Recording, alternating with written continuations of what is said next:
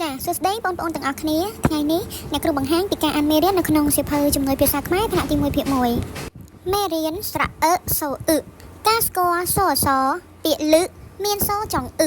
ការស្គាល់តួអក្សរស្រៈសូដូចជាពាក្យមឹកការអានព្យាង្គនៅក្នុងតារាងទី1ជួរឆែលកាលកឹចាល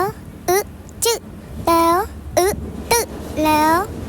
លឹការអានព្យាង្គនៅក្នុងតារាងទី2ជួរដេកកាលអៀគៀកាលអ៊ីគិកាលអ៊ីគីកាលកឹការអានសូគូកកឹចជឹតលលឹការភ្ជាប់ពាក្យទៅនឹងរូបភាពពាក្យលឹអូសភ្ជាប់ទៅនឹងរូបភាពលឹពាក្យគីអូសភ្ជាប់ទៅនឹងរូបភាពគីពាក្យមឹកអូសភ្ជាប់ទៅនឹងរូបភាពមឹកការអានអត្ថបទខ្លីរឿងចៅលឹតាគឹ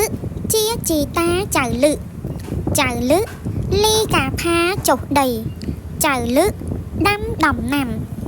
តាគឹថាចៅលឹដាំជីតាគឹ